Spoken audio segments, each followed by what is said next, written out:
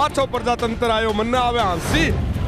कि ये किसान विभिन्न झंडों में लिपटे हुए हैं, ये सारे झंडे लेकर के मैदान में आ जाएगी। मैं लास्ट में कहूँ कि हक दो मारो आकमा नहीं तो लेसा खोस थे देखो है रोवणो नहीं देखो थे रोस। और मैं तो अभी कह रहा हूँ आपको, ये तो अभी आंदोलन का 30% हिस्सा है, अभी 70% आंदोलन और जुड़ना है। ये नस्ल की लड़ाई है, इसको लड़ेंगे और जीतेंगे। तो किसानों के बारे किसानों की खाता है, किसानों की रहता है और फिर किसानों के बारे में बोलता है कि आतंकवादी है, खालिस्तानी है, फिर क्या ऐसी तेजी कराने के लिए आज बोला है क्या? भाई आ जाओ आप। हम किसान हैं और हमारे जो हक है उनके लिए लड़ेंगे। वो पूछता है भारत और जाके एक बार उसको पूछा देना कि तू भारत साला। देश में जब जब क्रांति आई है तब तब एक बहुत बड़ी चीज देखने को मिली है कि यहाँ पे गानों के थ्रू, इसमें कविता के थ्रू बहुत कुछ संदेश दिया जाता है आवाम को, और जो देश का हुक्मरान है उसको झुकाने में बहुत बड़े बड़े योद्धाओं का हाथ था, तो उसमें कवियों का भी हाथ था। मेरे साथ एक कवि है विनोद स्वामी। विनोद जी, इस आंदोलन को किस प्रकार देख रहे हैं एक कवि होने के नाते? लाल सलाम का झंडा भी है साथ में। वो आंदोलन दुनिया में इतिहास के में एक ऐतिहासिक कदम है कमेरे वर्ग को। मैं सारा हूँ पहले बहुत तो शहीद हो साथियों ने सलाम करूँ, और आज देश की आज़ादी को गणतंत्र को दी उस सही बात खातर मैं शहीदा ने सलाम करूँ जिसका देश की आज़ादी खातर काम आया।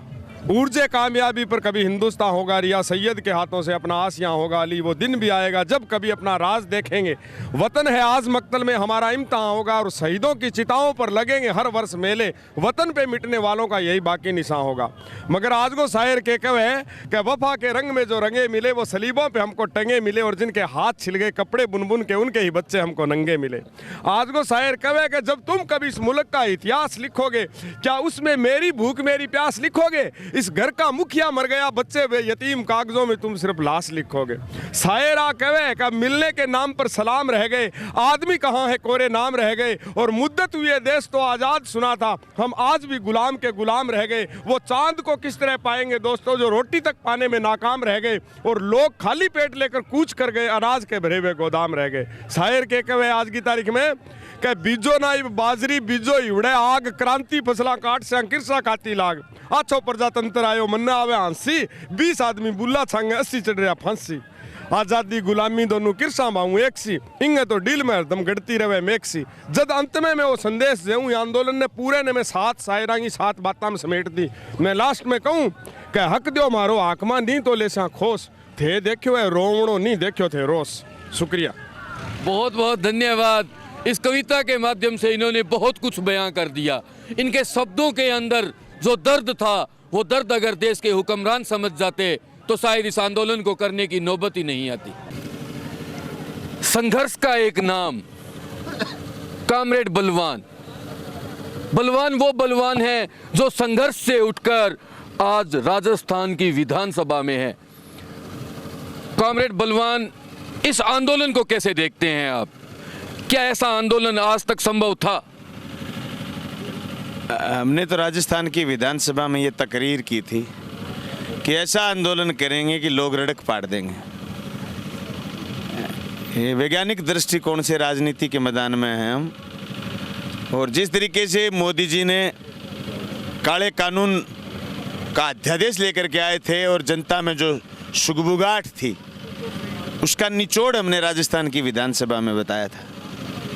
ये लाजमी था, और अभी भी तो आंदोलन का 30% हिस्सा ही है।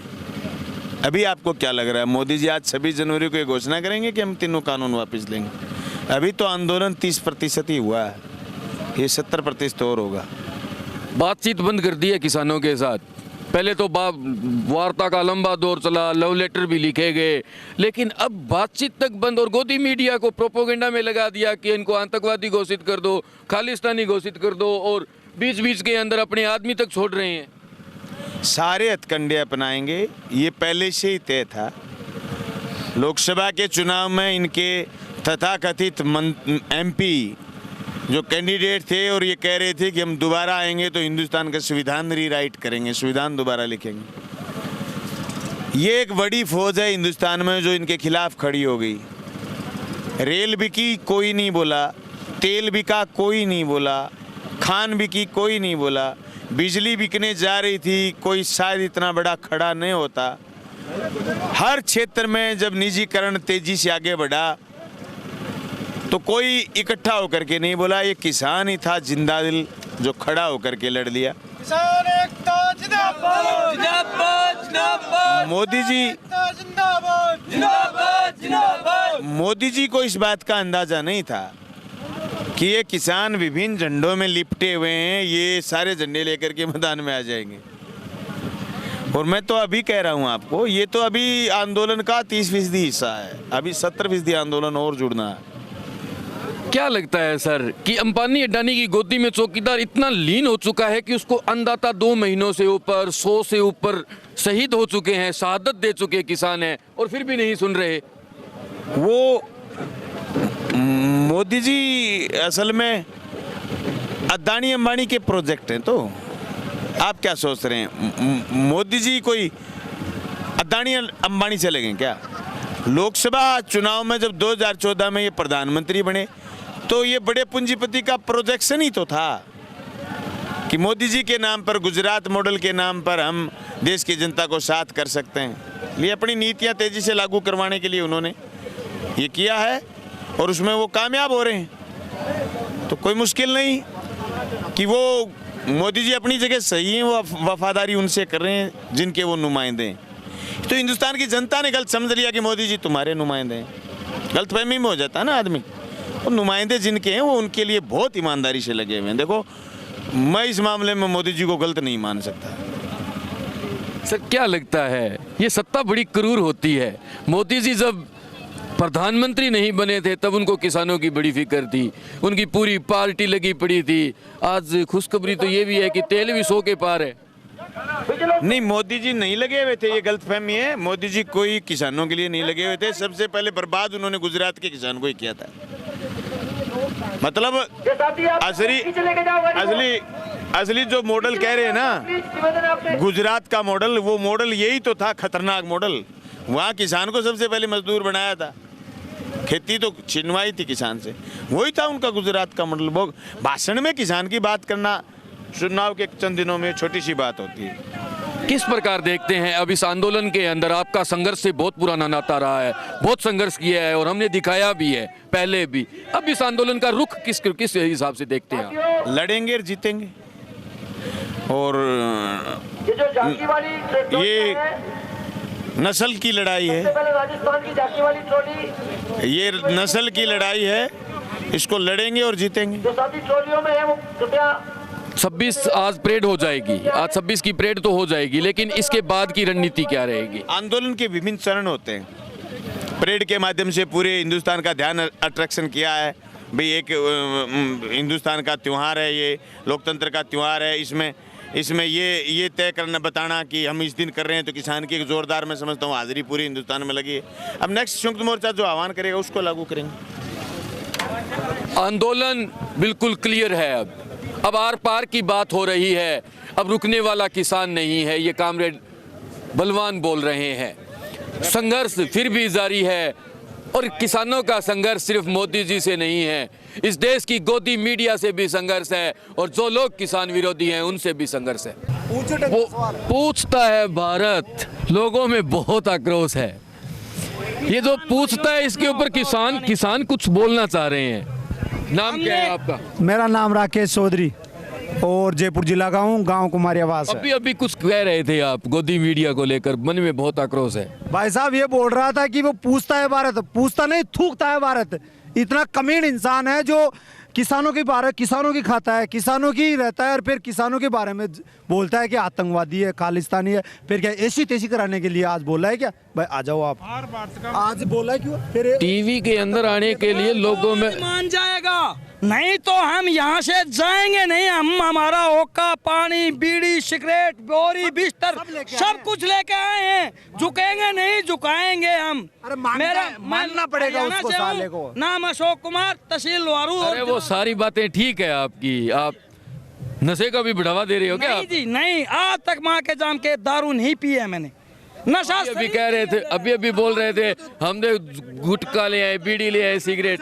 प्रचार मत करो। तो किसान का है, हमारा किसान का है, किसान हमें का खेत में पानी बोलते हैं हम किसान लोग। खेत में पानी देते हैं तब भी हुक्का पीते हैं। हाँ, हुक्का तो हमारा है। हुक्का पानी अपने पास है। दिल्ली में बैठने का इरादा लग रहा है क्या? दिल्ली में बैठोगे क्या? अरे दिल्ली में बिल्कुल है, ये तो कहने वाली कोई बात ही नहीं है। बैठेंगे। अगर वो वापस भेज देंगे तो? नहीं जाएंगे। अरे यार, उसको पता चल गया कि क्या होने वाला है, उसको खुद को पता चल गया, मेरे को उसको पता चल गया क्या होने वाला है। ये किसानों के अंदर बहुत आक्रोश है। ये आक्रोश वो पूछता है भारत, और जाके एक बार उसको पूछा देना कि थूकता है भारत, साला कमील। ये इतना छोटा ट्रैक्टर भारत उसके ऊपर थूकता है, लेकिन हुक्मरान मोदी जी तो उसके चैनल के अंदर जाके फिता काट के आते हैं। आप कहते हो थूकता है? तो कहता है थूकता है भारत। साले को वो एक चैट के महीने पकड़ा गया था ना, वो पुलवामा का, मतलब साले को गिरफ्तार नहीं किया, नहीं हम गिरफ्तार करा। गाली तो मत दो यार। अरे क्या यार, अरे भारत काटने की इच्छा होती है, डालेंगे। शाम आ जाए तो काट दिया बाहर, लेकिन आयोग उनको बोंडा आज जाए तो बाहर काट दिया। पूछता है बाहर नहीं, पूछता है भारत को मूंगफली की तरह मानते, कतरे की तरह। अरे थूक दिया साले को कितनी। ये इस प्रकार की मीडिया की किसी ने कल्पना नहीं की थी कि जब देश में तानाशाह आ जाएंगे और ये लोग उनकी गुलामी करने के लिए बन जाएंगे। चाटुकार पत्रकारिता का दौर जाने वाला है।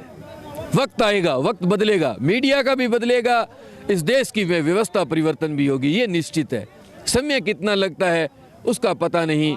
बाकी ताज़ा खबर तो आप सबको पता ही है, पश्चिम बंगाल में चुनाव है, पेट्रोल 100 के पार है, देखते रहिए। आन बान और शान का ये पर्व है। जब जब आंदोलन हुए हैं उसमें महिलाओं का योगदान बहुत रहा है।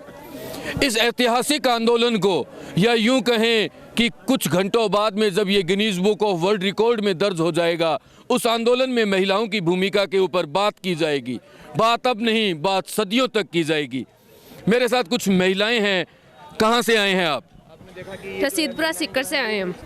कितने दिन हो गए इस आंदोलन में, और अब दिल्ली जाएंगे आप? 13 दिसंबर से लगातार यहीं पर हैं और दिल्ली जाएंगे, बिल्कुल परेड करेंगे। किसान महिलाएं ट्रैक्टर चलाकर ले जाएंगी। महिलाएं भी ट्रैक्टर चलाएगी। अगर पुलिस ने रोकने की कोशिश की तो? नहीं रुकेंगे, बिल्कुल नहीं रुकेंगे, अपने ट्रैक्टर लेके ही जाएंगे दिल्ली में। हमारे पुलिस वाले भी हमारे ही भाई हैं और बहनें भी हैं, वो भी हमें जाने देंगे, समझेंगे हमारी बात को। वो भी हमारे सरकार तो आप लोगों को किसान नहीं समझती है, आप उनको बोल रहे हैं जो सरकार के नुमाइंदे हैं कि वो भाई है हमारी। वो हमारे भाई हैं, उनकी ड्यूटी है, वो अपनी ड्यूटी कर रहे हैं, वो हमें जाने देंगे, नहीं जाने देंगे तो भी हम जाएंगे, कैसे भी जाएंगे, ट्रैक्टर लेके जाएंगे दिल्ली के। गोदी मीडिया आपको कभी खालिस्तानी, कभी आतंकवादी, कभी पाकिस्तानी बता रही है। वो कुछ भी कहे, उसका हमारे ऊपर कोई असर नहीं है। हम किसान हैं और हमारे जो हक है उनके लिए लड़ेंगे।